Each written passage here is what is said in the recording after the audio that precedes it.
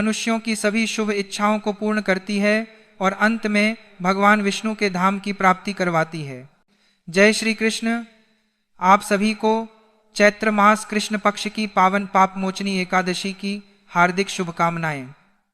प्रिय भक्तों, आज हम उस अत्यंत प्रभावशाली एकादशी की महिमा पर विचार करेंगे जिसे साधारण एकादशी नहीं कहा गया है, बल्कि शास्त्रों में इसे विशेष फलदायी और पापों से मुक्ति प्रदान करने वाली एकादशी बताया गया है।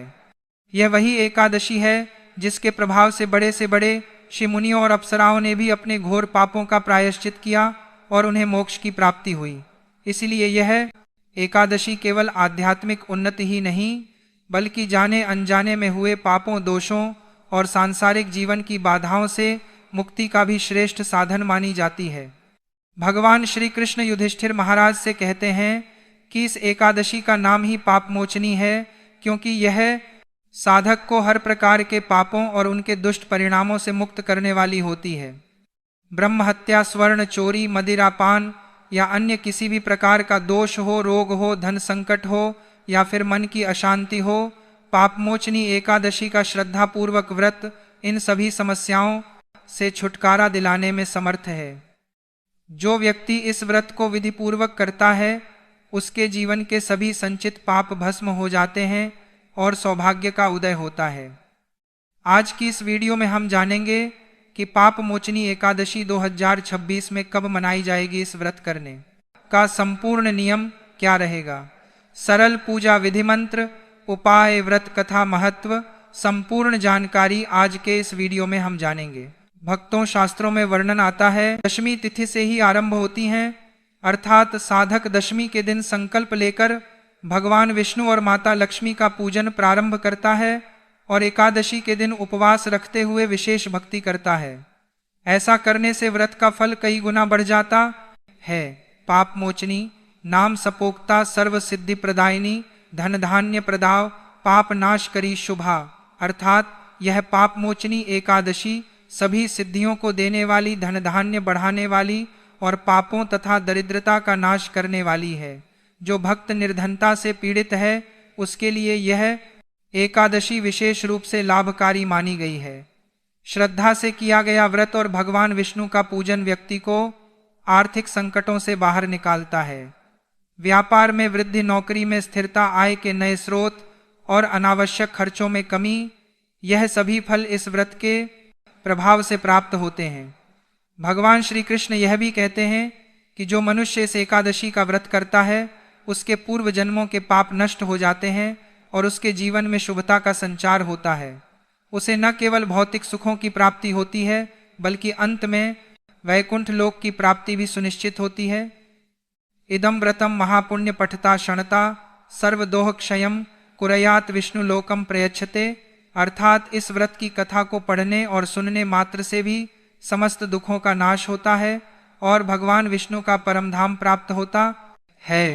भक्तों, एक बार भगवान कृष्ण कहते हैं कि हे युधिष्ठिर, यह एकादशी साधारण नहीं है, यह पापों से तारने वाली है, इसीलिए इसे पापमोचनी एकादशी कहा गया है।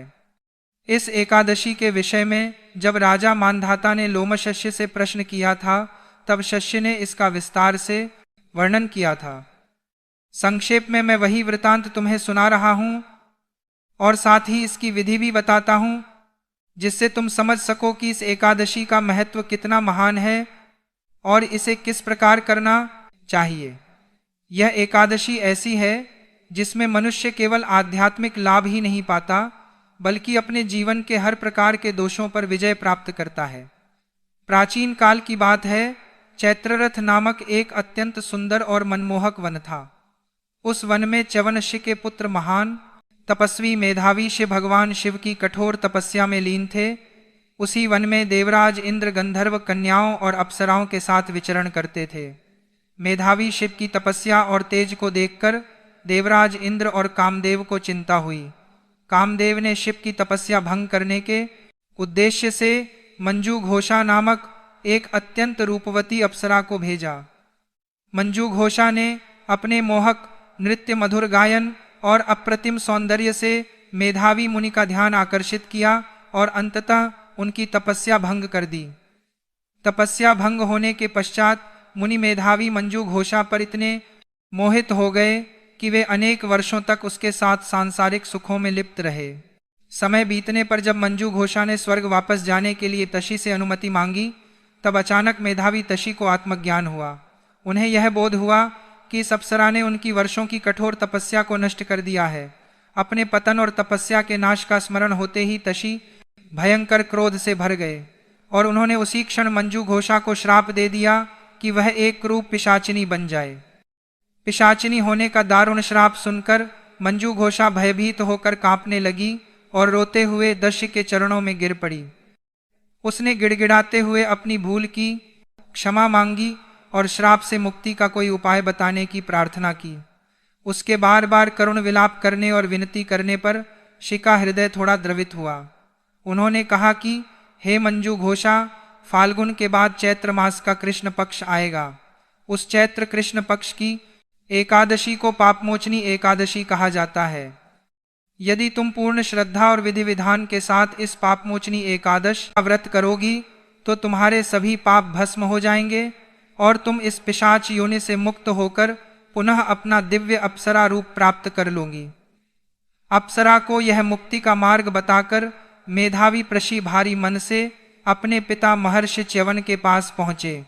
जब पिता च्यवनऋषि ने अपने पुत्र की यह कथा और श्राप देने की बात सुनी तो वे अत्यंत दुखी हुए। उन्होंने कहा कि हे पुत्र, तुमने क्रोध के वशीभूत होकर उस अप्सरा को श्राप देकर अत्यंत अनुचित कार्य किया है।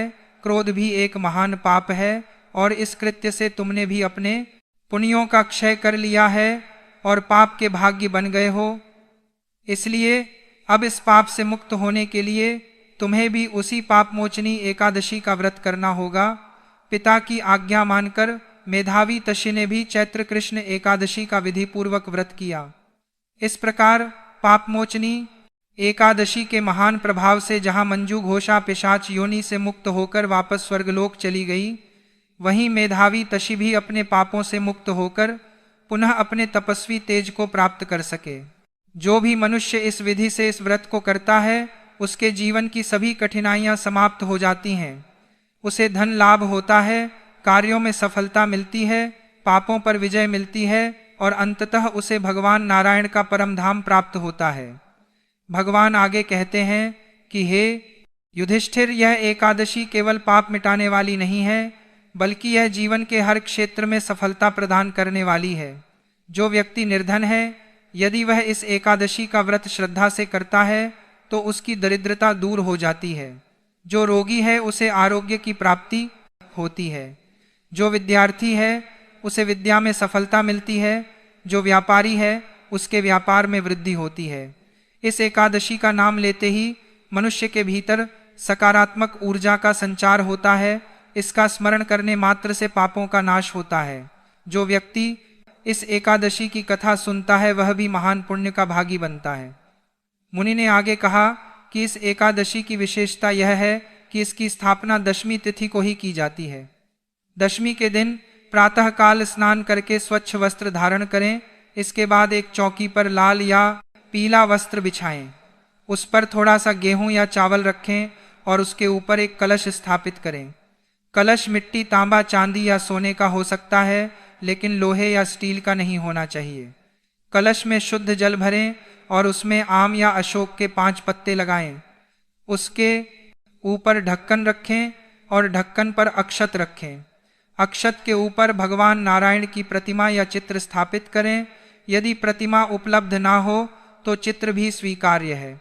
इसके बाद दशमी के दिन ही संकल्प लें कि मैं कल पापमोचनी एकादशी का व्रत करूंगा और भगवान नारायण की कृपा से अपने पापों से मुक्ति प्राप्त करूंगा।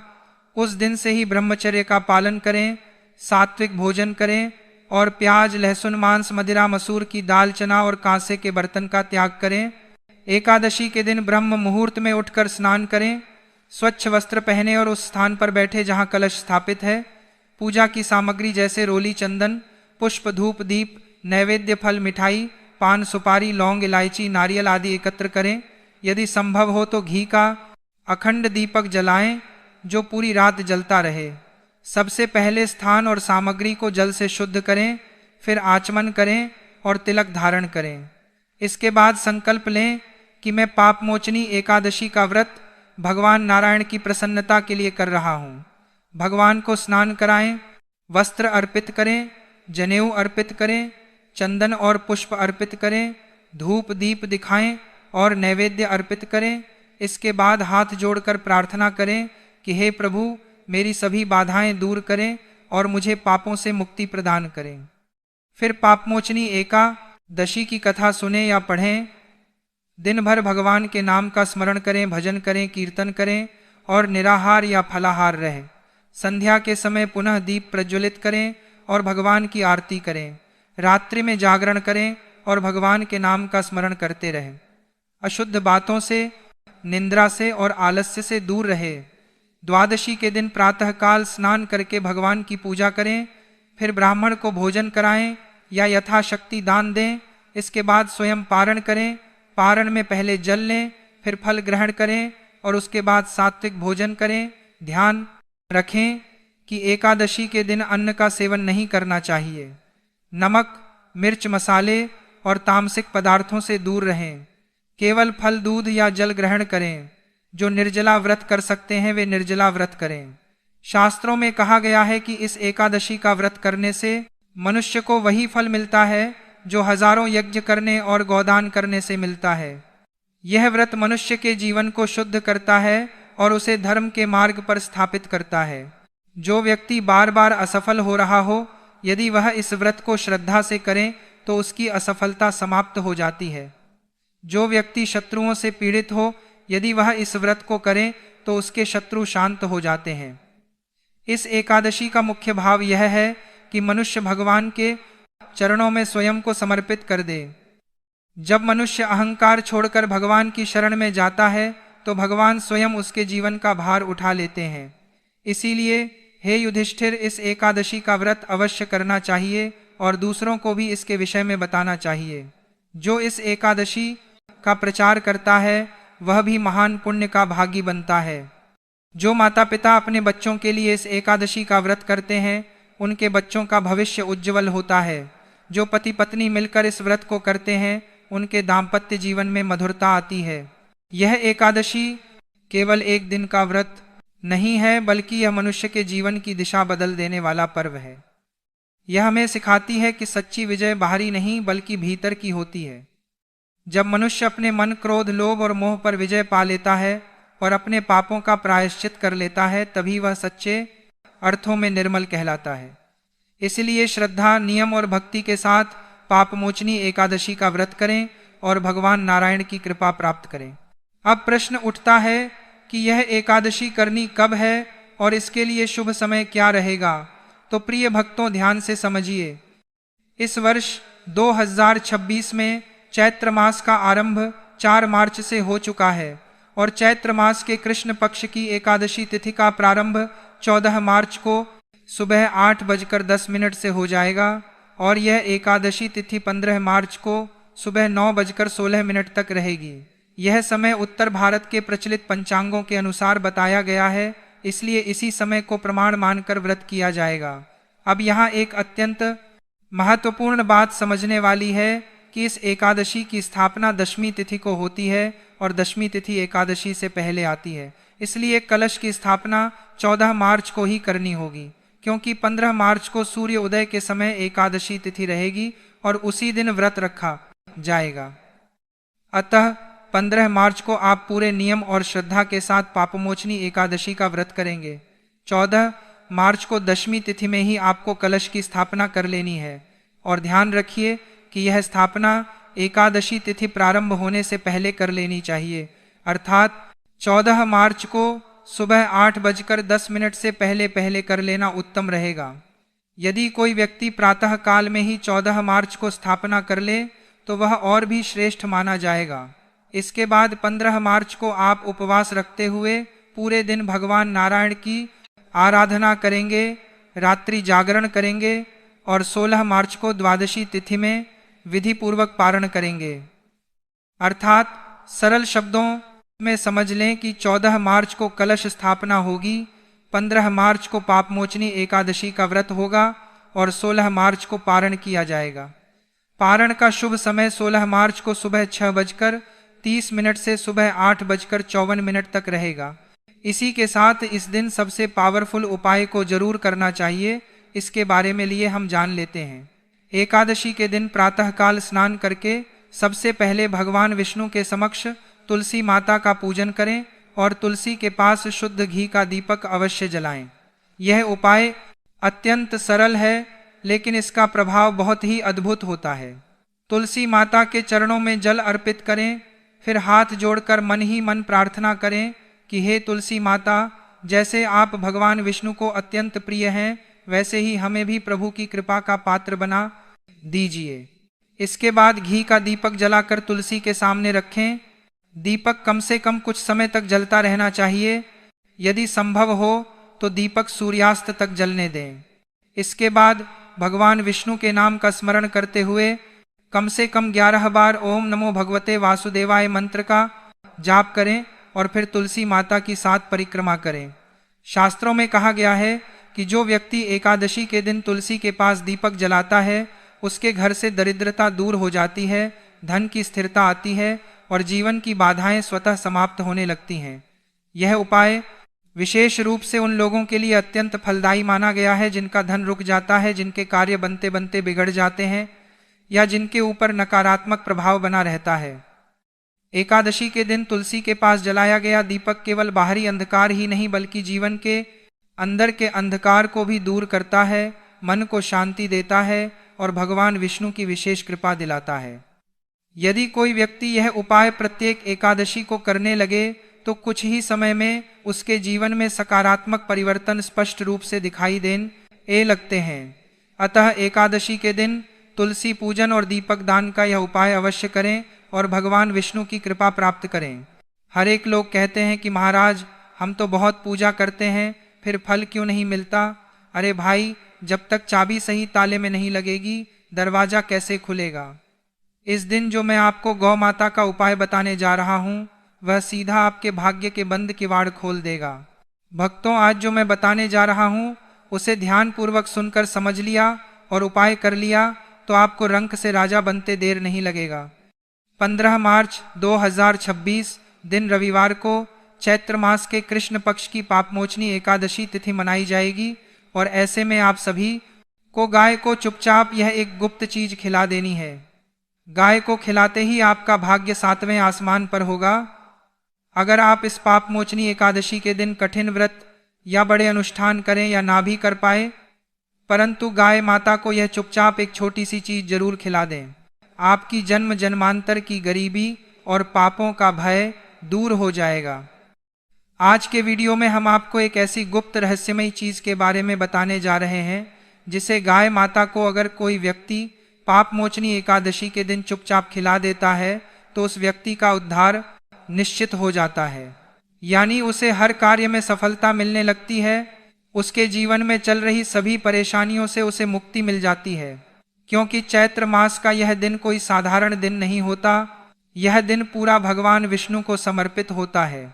शास्त्रों के अनुसार इसी पाप मोचनी एकादशी का व्रत करके शिष्य मुनियों ने अपने महापापों से मुक्ति पाई थी और इस पापों को नष्ट करने वाली तिथि पर अगर भगवान श्री कृष्ण की प्रिय गाय को यह एक चीज गुप्त तरीके से खिला देते हैं तो आपकी जन्म जन्मांतर की गरीबी और असफलता दूर हो जाती है।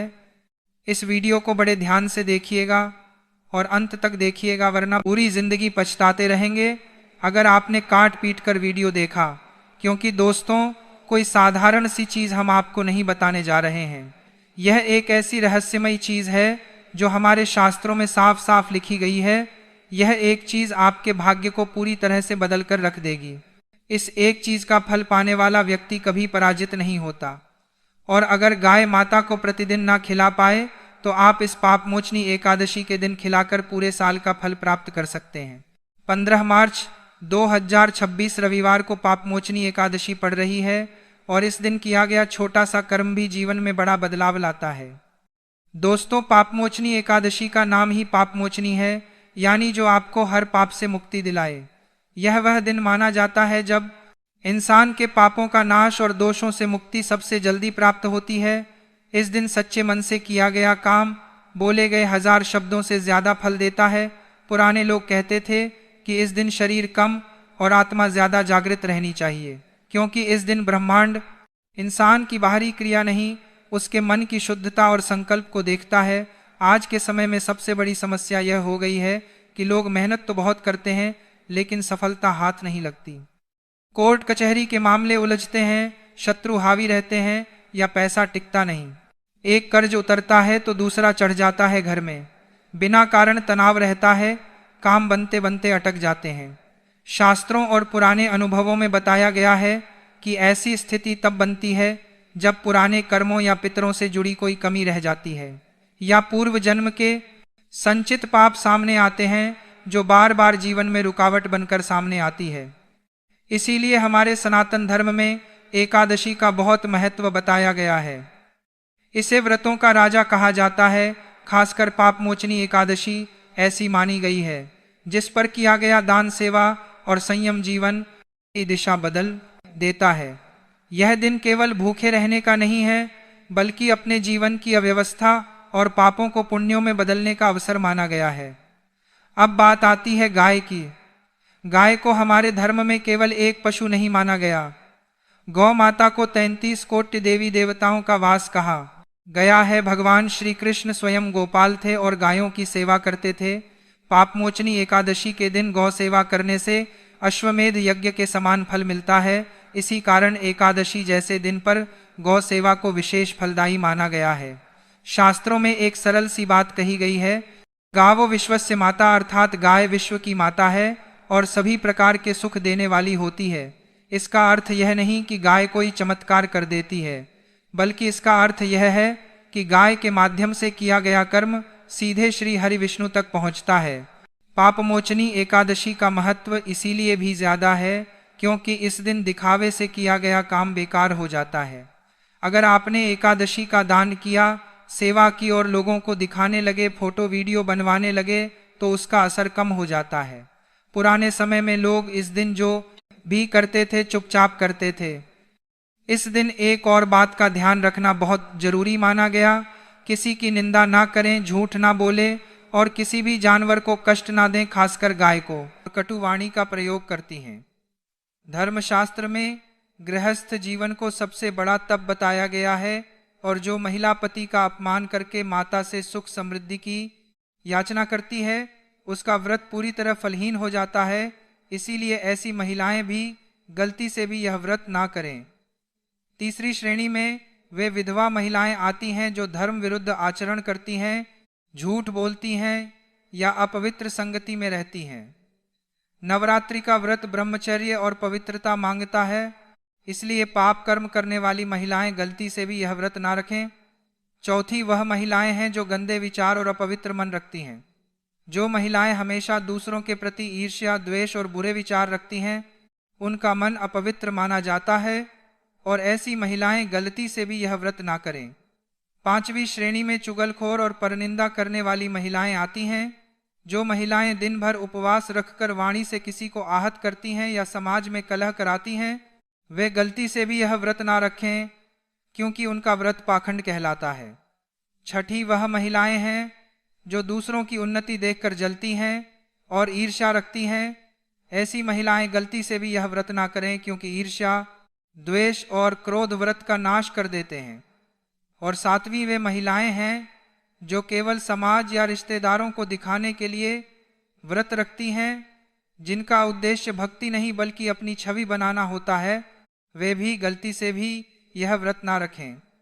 इसके अतिरिक्त क्रोधी और कटु वाणी बोलने वाली महिलाओं को भी गलती से यह व्रत नहीं रखना चाहिए, क्योंकि माता रानी करुणा और शांति की देवी हैं। भक्तों, अब एक बहुत ही गंभीर और सूक्ष्म विषय पर ध्यान देना जरूरी है, क्योंकि चैत्र नवरात्रि 2026 के दिन केवल व्रत रखना ही पर्याप्त नहीं होता, बल्कि इस दौरान कुछ विशेष गलतियां करने से बचना चाहिए। चैत्र नवरात्रि के पावन दिनों में भूलकर भी बाल नहीं कटवाने चाहिए, ना ही दाढ़ी मूछ बनवानी चाहिए और ना ही नाखून काटने चाहिए। शास्त्रों में कहा गया है कि ऐसा करने से व्रत का फल नष्ट हो जाता है और जीवन में दरिद्रता आती है। इसके साथ ही इन 9 दिनों में काले रंग के कपड़े पहनकर माता की पूजा करना सबसे बड़ी गलती मानी जाती है।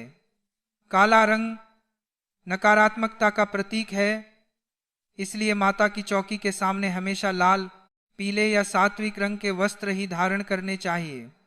कलश स्थापना या अखंड ज्योत जलाने के बाद घर को सूना छोड़ना या ताला लगाकर बाहर जाना घोर पाप माना जाता है। दिन के समय सोना भी वर्जित है। इसके अलावा शास्त्रों में यह भी स्पष्ट रूप से बताया गया है कि पूजा करते समय चमड़े से बनी किसी भी वस्तु जैसे बेल्ट, पर्स या जूते, चप्पल का उपयोग भूलकर भी नहीं करना चाहिए। चमड़े को अशुद्ध माना गया है और इसे पहनकर माता की आराधना करने से पूजा तुरंत खंडित हो जाती है। व्रत के दौरान शारीरिक और मानसिक दोनों रूपों से पूर्ण ब्रह्मचर्य का पालन करना अनिवार्य है। खान पान की बात करें तो आध्यात्मिक दृष्टि से बैंगन को तामसिक प्रवृत्ति की सब्जी माना गया है, जिसे घर में लाना तक वर्जित है। मूली का सेवन, प्याज, लहसुन और मसूर की दाल बनाना या खाना भी अत्यंत अशुभ और पापकारी माना गया है। जो व्यक्ति इन नियमों का पालन करते हुए अपनी जीभ पर काबू पाकर शुद्ध मन से माता की आराधना करता है, उसके जीवन के हर पापों से मिलेगी मुक्ति और माता रानी उसकी झोली खुशियों से भर देंगे। भक्तों, चैत्र नवरात्रि 2026 में अपने घर में सुख, समृद्धि और खुशहाली लाने के लिए कुछ विशेष और शुभ वस्तुएं घर लाना अत्यंत फलदायी माना गया है। इस दौरान चांदी का सिक्का जिस पर गणेश जी या मां लक्ष्मी की प्रतिमा बनी हो, उसे घर के मंदिर में स्थापित करने से धन की वृद्धि होती है। इसके अलावा श्रृंगार का सामान जैसे चूड़ी, बिंदी, सिंदूर और मेहंदी लाकर मां दुर्गा को अर्पित करने से सौभाग्य में वृद्धि होती है और वैवाहिक जीवन सुखी रहता है। मां लक्ष्मी को कमल का फूल बेहद प्रिय है, इसलिए पूजा में कमल का फूल अवश्य शामिल करें। घर में सकारात्मक ऊर्जा के लिए तुलसी का नया पौधा, शंखपुष्पी, हर श्रृंगार, बरगद या केले का पौधा लाना बहुत ही शुभ होता है। इस पावन पर्व पर नवग्रह यंत्र, मुख्य द्वार के लिए स्वास्तिक, धातु की मूर्ति, केसरिया रंग की ध्वजा, मिट्टी का घरौंदा और शुद्ध गाय का घी घर लाने से घर की सभी परेशानियां दूर होती हैं और माता रानी का असीम आशीर्वाद प्राप्त होता है। इसके साथ ही यदि आप इस नवरात्रि में गोमती चक्र, दक्षिणावर्ती शंख या श्री यंत्र खरीदकर माता के चरणों में रखकर उनकी विधि विधान से पूजा करते हैं तो आपके घर में साक्षात माता लक्ष्मी का स्थायी वास हो जाता है। यदि आप कोई नई प्रॉपर्टी, वाहन या नए वस्त्र और आभूषण खरीदने की सोच रहे हैं तो चैत्र नवरात्रि का यह शुभ समय इसके लिए सर्वश्रेष्ठ माना गया है। भक्तों, इसके साथ ही चैत्र नवरात्रि में किए जाने वाले कुछ नए और अचूक उपाय भी शास्त्रों में बताए गए हैं, जिन्हें करने से जीवन के हर पापों से मिलेगी मुक्ति और सारी मनोकामनाएं पूर्ण होंगी। यदि धन की अत्यंत समस्या है और कर्ज बढ़ता जा रहा है तो नवरात्रि के किसी भी दिन पीले कपड़े में 11 गोमती चक्र बांधकर माता रानी को अर्पित करें और नवमी के दिन उसे अपनी तिजोरी में रख लें। इससे धन का प्रवाह तेजी से बढ़ने लगता है। घर से हर प्रकार की नकारात्मक ऊर्जा और बुरी नजर को दूर करने के लिए पीली सरसों का उपाय बहुत ही कारगर है। नवरात्रि की शाम को माता के सामने घी का दीपक जलाएं और उसमें थोड़ी सी पीली सरसों डाल दें। इसके बाद पूरे घर में इस दीपक का प्रकाश दिखाएं। शीघ्र रोजगार प्राप्ति के लिए 27 पान के पत्तों की माला लाल धागे में बनाकर देवी को अर्पित करें और मन्नत पूरी होने पर उसे जल में प्रवाहित कर दें।